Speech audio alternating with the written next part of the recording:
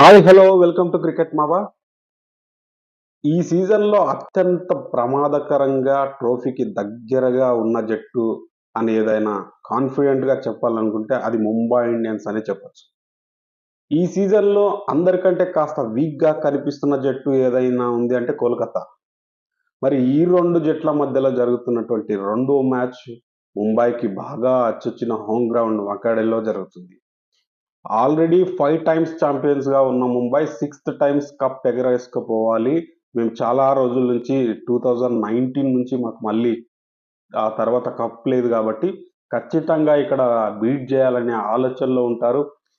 గత 2 సీజన్స్‌గా హర్దిక్ పాండ్యా ఏదైతే రోహిత్ శర్మని కెప్టెన్సీ నుంచి తీశారో అది క్రిటిసిజం గాని, అదే అలాగా ఫ్యాన్స్ యొక్క ఆగ్రహాన్ని ఏదైతే ఎదుర్కొన్నాడో, ఆ ఎదుర్కొన్న తర్వాత పూర్తి స్థాయిగా ఇక్కడ ఒక క్లారిటీ వచ్చింది. లాస్ట్ సీజన్‌లోనే ప్లే ఆఫ్స్ వరకొచ్చి సెకండ్ క్వాలిఫైయర్‌లో ఓటమినైతే చూసారు. ఆ ఓటమి తర్వాత వాళ్ళు లాస్ట్ సీజన్‌లోనే పూర్తి స్థాయిగా టీమ్ సెట్ అయిపోయింది. ఇక్కడ పూర్తి స్థాయి టీమ్‌ని సెట్ చేసుకున్నారు.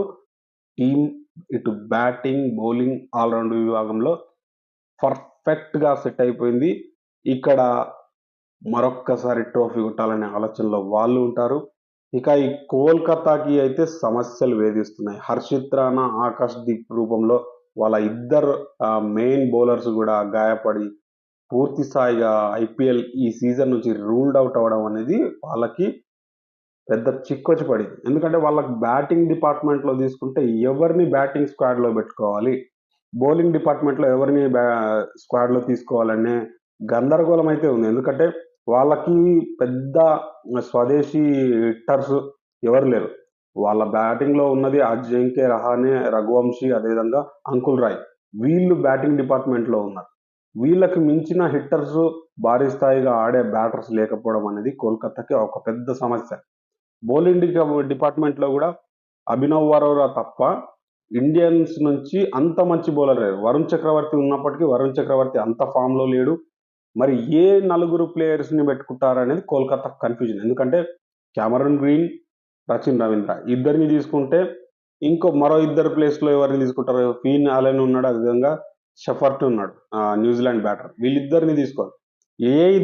ఏ నలుగురిని తీసుకోవాలి అనేది కన్‌ఫ్యూజన్. ఎందుకంటే వాళ్ళకి స్పిన్ ద్వయం అదేవిధంగా ప్రతిసారి కాంట్రిబ్యూషన్ ఇస్తున్న సునీల్ నారాయణ్‌ని వదులుకోవడానికి రాదు. కాబట్టి సునీల్ నారాయణ్‌ని తీసుకుంటే ఒక ఎండ్‌లో ఒక బ్యాటర్‌ని తగ్గించుకోవాలి. ఆ బ్యాటర్ ఎవరు ఆడతారు? ఫీన్ అలెన్ ఆడతారా? లేదంటే షెఫర్డ్ ఆడతారా? క్యామరన్ గ్రీన్ ఆడతాడా ఆల్ రౌండర్‌గా? ఎవరు ఆడతారనే కన్‌ఫ్యూజన్‌తో పాటు స్వదేశీ బెంచ్ బలం లేకపోవడం అనేది కోల్‌కతాకి చాలా చాలా మైనస్. ఈరోజు ముంబై ఇంత స్ట్రాంగ్ టీమ్‌ని ఎదుర్కోవడం అనేది మొదటి మ్యాచ్‌లోనే ఒక స్ట్రాంగ్ టీమ్ పడడం అనేది కోల్‌కతాకి చాలా ఇబ్బందిని కలిగించే విధంగా ఈ సీజన్ స్టార్ట్ అయ్యే అవకాశాలు ఎక్కువగా ఉన్నాయి. ఇక ముంబై టీమ్, ముంబై స్క్వాడ్ తీసుకుంటే 11 మెంబర్స్ ప్లస్ ఇంపాక్ట్ ప్లేయర్‌తో కలిపి ముంబై ఇండియన్స్ చాలా స్ట్రాంగ్‌గా ఉంది. ఎందుకంటే వాళ్ళ ఓపెనింగ్ జోడీ తీసుకోండి. రికిల్టన్ ఆడొచ్చు. లేదంటే డికాక్ ఆడొచ్చు. వీళ్ళిద్దరిలో ఎవరు ఆడినా గాని రోహిత్ శర్మకి పర్ఫెక్ట్‌గా సెట్ అవుతారు. లాస్ట్ సీజన్‌లో రికిల్టన్, రోహిత్ శర్మ జోడీ కొంచెం ప్రభావం చూపించింది. అది చూసాం కాబట్టి మనకు తెలుసు. అదే విధంగా ఆ తర్వాత సూర్యకుమార్ యాదవ్, తిలక్ వర్మ, హార్దిక్ పాండ్యా రూపంలో మంచి హిట్టర్స్ ఉన్నారు.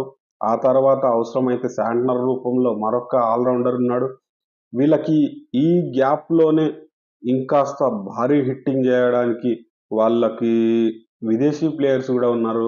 రాబిన్ బింజ్ లాంటి వాళ్ళకి ఛాన్స్ రాకపోయినా ఆహ్, బాష్ లాంటి వాళ్ళని ఒకవేళ పేస్ పిచ్ ఇక్కడ స్పిన్నర్ అవసరం లేదని బాష్ లాంటి వాళ్ళు నడిస్తే బాష్ రూపంలో ఒక హిట్టర్ ఉన్నారు. ఆహ్, రూథర్‌ఫర్డ్ రూపంలో మరి ఒక భారీ హిట్టర్ గూడా ఉన్నాడు ముంబైకి. మరి ఈ హిట్టింగ్‌ని వీళ్ళు యూజ్ జేసుకొని ఎలా ఆడతారు? ఇక వాళ్ళ బౌలింగ్ డిపార్ట్‌మెంట్‌లో తీసుకుంటే వరల్డ్‌లో టాప్ నంబర్ 1 బౌలర్ బుమ్రా. మిగతా జట్లకు ఈ జట్టుకి ఉన్న తేడా ఒక బుమ్రా రూపంలోనే ఆ 4 ఓవర్స్ కోటా ఏదైతుందో అక్కడే టీమ్ బలం అనేది భారీగా పెరిగింది. ఎందుకంటే వాళ్ళకి మరో ఎండ్‌లో ఆహ్, ట్రెంట్ బోల్ట్ లాంటి ఒక బౌలర్ ఉన్నాడు. Bumrah world class bowler. 4 ఓవర్స్‌లో మ్యాచ్‌నంతా కూడా స్వరూపాన్ని మార్చేయగలడు. అది డెత్ ఓవర్స్ సర్కిల్‌లోనా, మిడిల్‌లోనా ఎక్కడైనా మార్చేయగలడు. ఆ సత్తా ఉంది గాబట్టి, ఇక ఆ తరువాత వాళ్ళకు శార్దుల్ ఠాగూర్ గానీ, దీపక్ చహర్ గానీ వాళ్ళ రూపంలో బౌలర్స్ ఉన్నారు. మాయన్ మార్కండే రూపంలో ఒక స్పిన్ బౌలర్ ఉన్నాడు. శాంట్నర్ రూపంలో మరొక టాప్ క్లాస్ బౌలర్ ఉన్నాడు. ఇదంతా గూడా వీళ్ళ డిపార్ట్‌మెంట్ హార్దిక్ పాండ్యా రూపంలో మరొక బౌలర్ ఆల్ రౌండర్. వీళ్ళ డిపార్ట్‌మెంట్ అంతా గూడా స్ట్రాంగ్‌గా ఉంది. అలీ గజిఫర్‌ని తీసుకుంటారా? లేకపోతే బౌల్ట్‌ని తీసుకుంటారా? ఎవరిని తీసుకుంటారు? ఈ క్రమంలో వీళ్ళ యొక్క టీమ్ ఎలా ఉంది అంటే చాలా చాలా స్ట్రాంగ్‌గా ఉంది.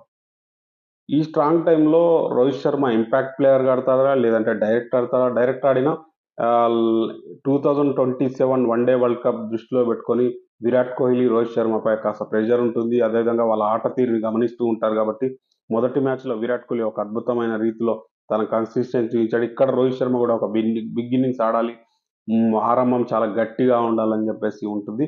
అదేవిధంగా ముంబై ఎవ్రీ టైమ్ వాళ్ళ బోని అనేది మిస్ చేస్తూ ఉంటారు కాబట్టి ఆ బోనిని ఇక్కడ మిస్ చేయకుండా స్ట్రాంగ్గా ఉంది కాబట్టి విజయంతో మొదలెట్టాలని కోరుకుందాం.